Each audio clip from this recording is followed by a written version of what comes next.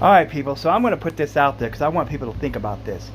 This is directed mostly against the people who are pissed off about ICE agents deporting illegal immigrants. So I'm going to bring up a few key points.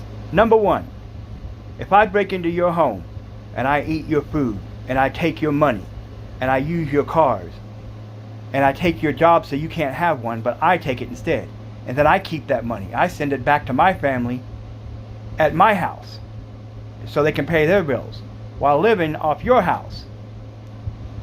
I take jobs from your family. I find out where you work and I take your job and they hire me instead because I'm going to be worth less than you. I'm going to work for half the wage that you do. Now, that being said, are you going to be okay with that? Or are you going to shoot my ass for breaking into your house, taking your food, taking your money, hell, taking your woman without her permission?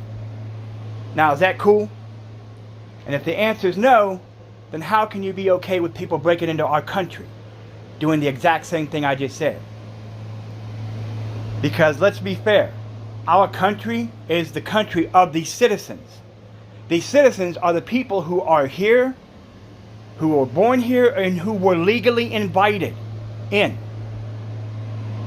And that leads me to the second point. How is it fair to the people who did the work, got their background checks and all that stuff to make sure they weren't criminals and weren't coming in to do shit?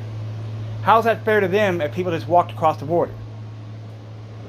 So, when you think about that, keep this in mind. When you say it's okay for illegals to come over here and do all of that, have them come to your house, live in your house, eat your food, take your job, take advantage of the women in your house, and shut up.